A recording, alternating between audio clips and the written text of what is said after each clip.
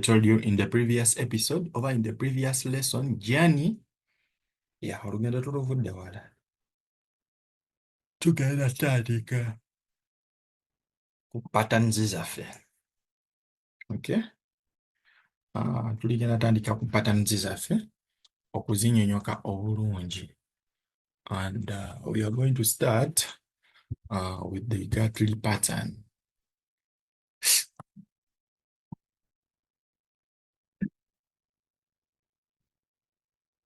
GARTELY pattern. Eno GARTELY pattern erina coordinates ezaayo nga yo. Nabagamba first of all ekizimba harmonic patterns. Oba wenva nenkuleetera ekigambo wano nekugamba nti it's a pattern. No, oba manya nti kirina kuzimbibwa nga kijjibwa mugundi mu Fibonacci retracement levels. Okay? Everything's supposed to be done out of the Fibonacci retracement levels. Buli kimu. So kati, obutamala budde, katutandike ne gye tuyita GARTELY pattern. But we are going to start with the bullish version. So as I told you, tubeera ne point X, A, B, C, D. But ezo point zonna zituukamu tugenda kukozesa Fibonacci okuzituukako. Okay, let's say this is our bullish version. As always, this is X, point X.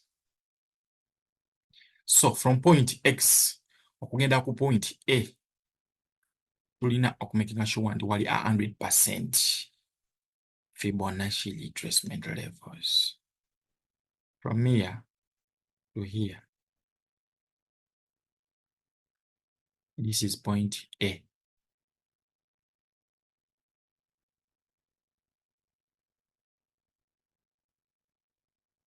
Point A.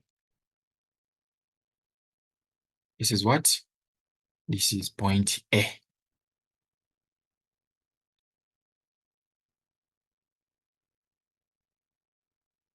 At enweba nti eri 100% retracement level, oba it's 100% ku Fibonacci yaffe. So we need to get point X to A. Okay. X to A egenda ku equalinga 100%.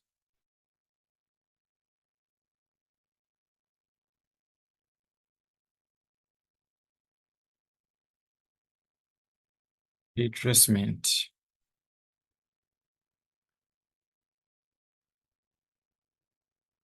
Now, okufuna B, because we need to get point B. B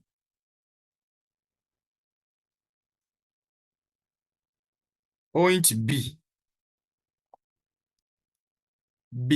will equal to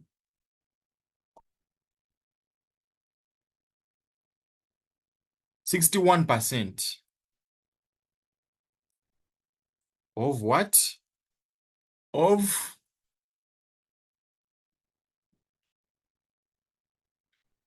X to A.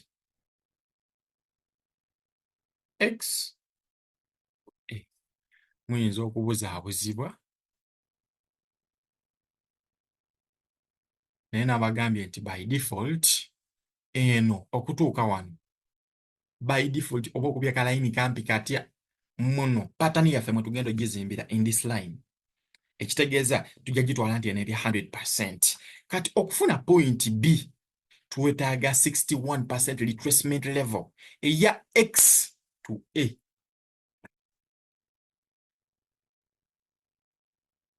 Wamufuna bulungi. X to A. Okay, enda okuteekako Fibonacci yaffe. X to A. This is X to A. What are we looking for? 61% retracement level from A okufuna point B tugenda funa retracement level eya 61% from X to A. Kiba simple nnyo, kiba simple. Atufune line yaffe yeeno. This is 61%. This is the 61% retracement level. Zijjamu dotted. Kati njagala mwetegereza bulungi olaba ne webanga eri wano munda wano naye kasita etasukka eno line. It's a very deep structure. Jukira nino, this is a bullish version tunoonya buys. This is point B. So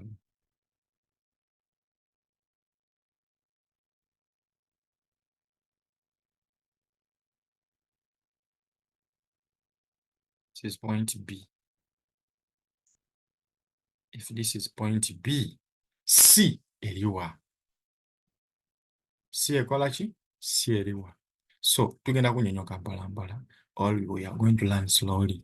Okay, now okufuna C. C munfuna bulungi. C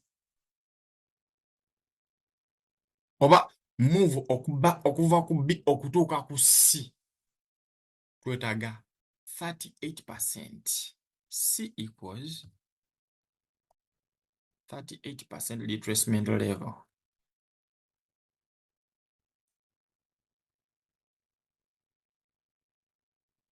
Move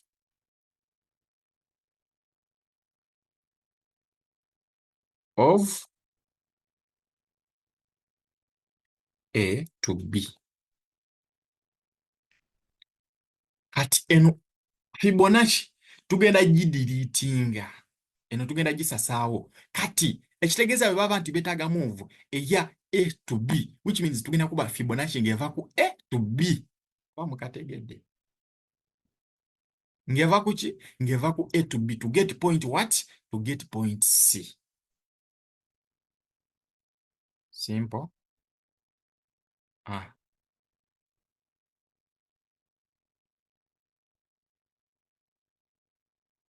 Oba mukitegeera bulungi. Okay, kakati wano tulinoonya 38% retracement level yiino kitegeeza ngenda kuba move okuva wano paka wano. From here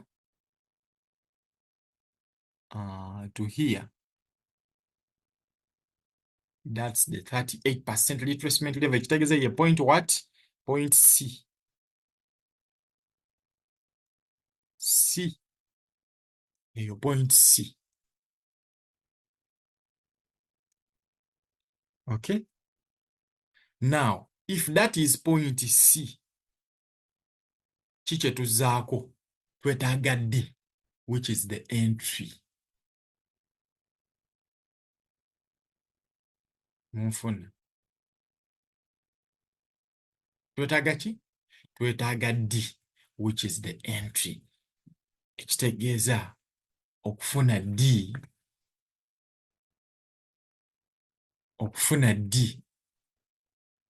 ofuna options bbiri. To get D, kankuwandiikire wano.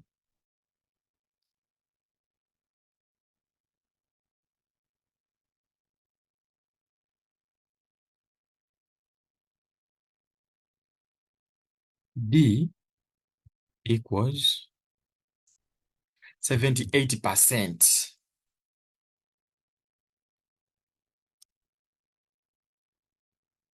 Retracement level oba move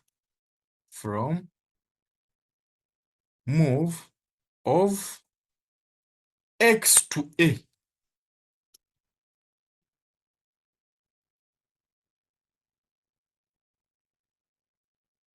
Wano tugenda gidiriitinga oba ne wenjirekawo nenjongeza bwongeza wansi wano. Because we need a move from X to A. Okufuna point D, which means ngenda kuva wano nomye 78% retracement level wansi wano.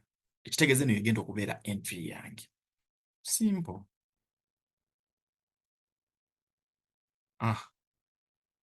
Oba kali wano munda wano kasita katasuka line. This is point D.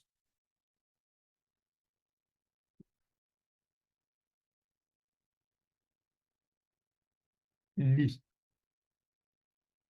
Ekiddako ki? Kugula.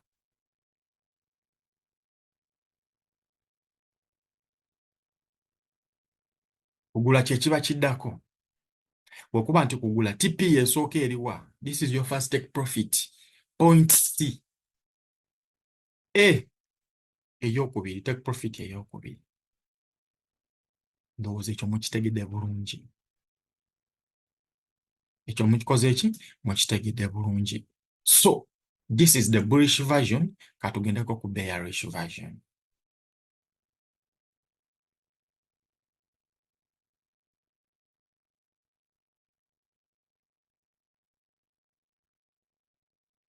Okay. Kitegeeza if this is a bearish version, X egenda kubeera waggulu. We are selling. We are looking for selling opportunities in the market. A.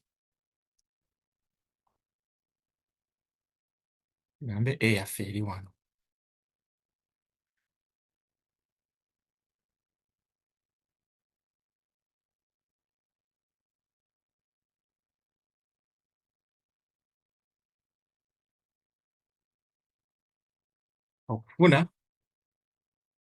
Okufuna B, twetaaga retracement level eri 68% retracement level of X to A. Nfuna bulungi.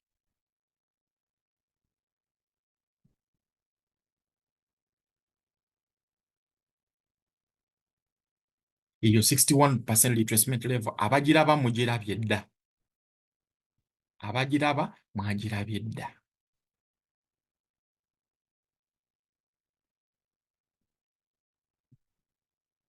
Okay? You have already seen it. Kitegeeza yino one. To get what? To get B.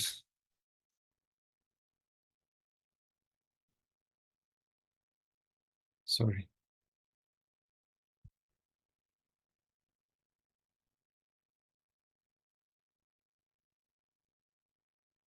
Get point B. This is B. Nabagamba before zino zizimbibwa oba era ngenda kiddamu nti harmonic patterns zizimbibwa Fib oba Fibonacci retracement levels. Okay? Zizimbibwa Fibonacci retracement levels. Simple.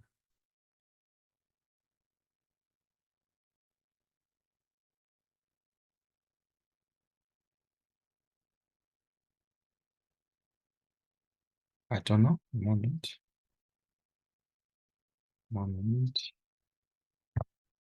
Okay, tugende mu maaso. Okufuna C twetaaga 38% retracement level eya move A to B.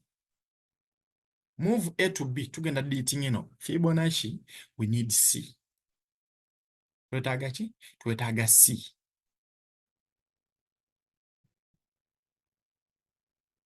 Okay.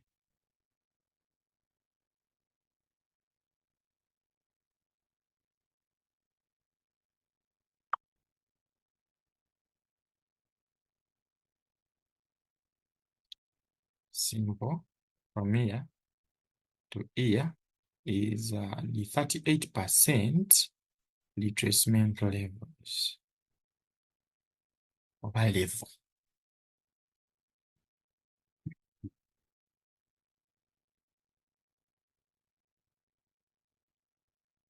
This is C. C. We're gonna get deleting. Ati okufuna D. Twetaaga 78% retracement level move from X to A. Simple.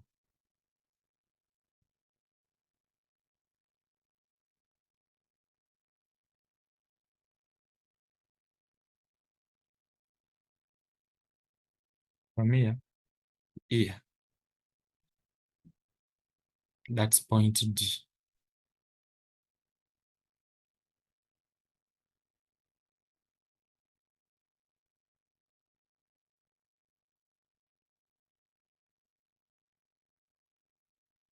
What next?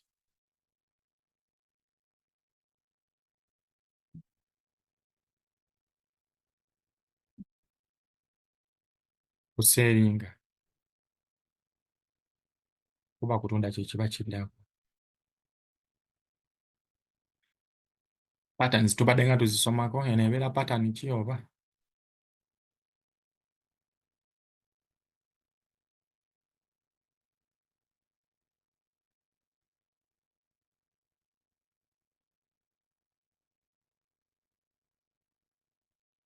Abagezigezi akoma mu kategeti.